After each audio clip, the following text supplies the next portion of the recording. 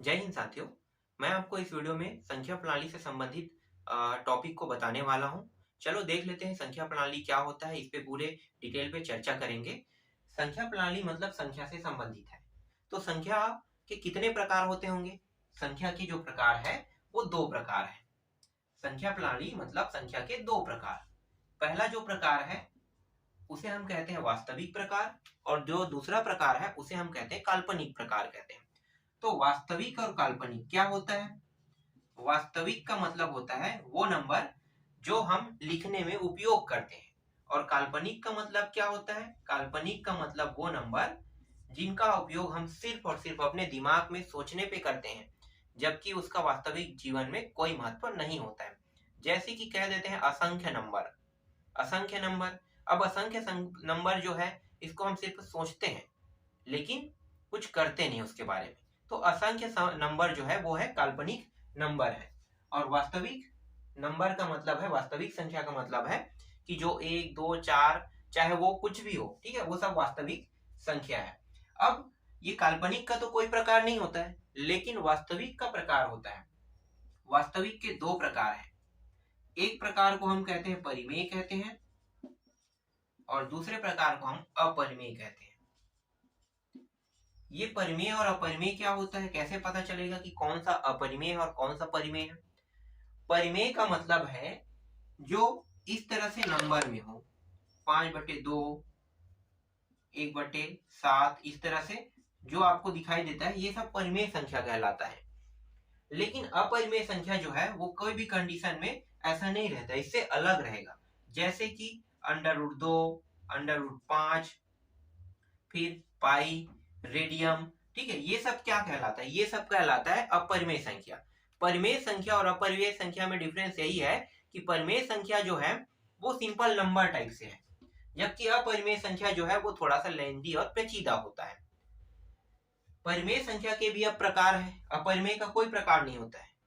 अपरिमेय यहीं पे खत्म हो जाता है, लेकिन परिमेय के प्रकार होते हैं। परिमेय के जो प्रकार है वो मुख्य रूप से तीन प्रकार है। एक प्रकार को हम धनात्मक कहते हैं, एक प्रकार को हम ऋणात्मक कहते हैं, और एक प्रकार को उदासीन कहते हैं या शून्य कहते हैं। तो धनात्मक प्रकार, धनात्मक, एक होगा शून्य होगा और एक होगा ऋणात्मक होगा। शून्य, धनात्मक, शून्य और ऋणात्मक। तो धनात्मक प्रकार क्या होता है? धनात्मक प्रकार इसी सभी को धन में कर दो, जैसे कि 1 है, 1/2 है, 5/3 है, ये धनात्मक में है। शून्य मतलब सिर्फ जीरो बस रहेगा, और ऋणात्मक का मतलब क्या है? ये सारे मान जो है ऋण में आ जाएगा। जैसे 1 है, 1/2 है, -3/5 है, ठीक है, इस तरह से जो भी मान हो वो सब किस में रहेगा? ऋणात्मक रहेगा। वो सब क्या कहलाता है? ऋणात्मक प्रकार कहलाता है। शून्य मतलब उदासीन, इसके कोई प्रकार नहीं है, ऋणात्मक के भी कोई प्रकार नहीं है, पर ये जो धनात्मक है इसके प्रकार है। इसके एक प्रकार को हम कहते हैं अभाज्य कहते हैं, इसके दूसरे प्रकार को हम कहते हैं सहभाज्य कहते हैं,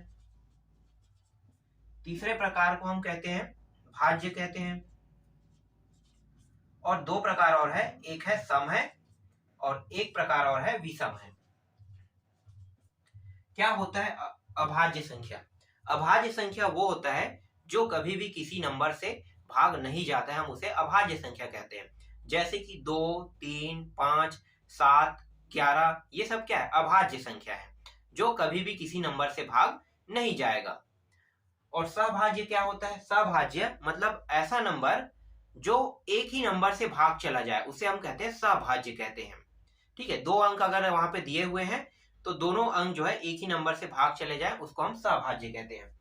और एक होता है भाज्य होता है। भाज्य मतलब जो सभी से भाग जाए उसे हम भाज्य कहते हैं। भाज्य में 4 है, 6 है, 8 है, 9 है, 10 है, ये सब क्या है? ये भाज्य संख्या है जो किसी न किसी से भाग चला जाएगा।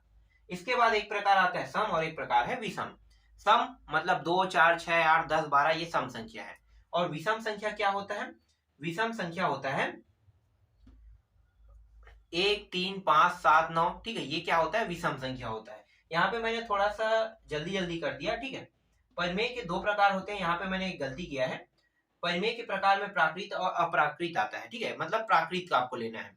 तो प्राकृत के ये प्रकार हैं, ये प्राकृत है, प्राकृत number, sorry sorry sorry sorry, यहाँ पे नहीं, यहाँ पे आएगा, यहाँ पे ये प्राकृत नंबर है, ठीक है। प्राकृत नंबर, कोई भी नंबर को मैंने आपको बताया क्या कि माइनस में नहीं, प्राकृतिक नंबर हमेशा किसमें होता है, प्लस में होता है, और जीरो से ऊपर रहता है। 1 2 3 4 5 6 7 8 जो आगे बढ़ते रहेगा उन सबको क्या कहते हैं, प्राकृतिक नंबर कहते हैं। तो ये प्राकृतिक नंबर है ये सब, ठीक है।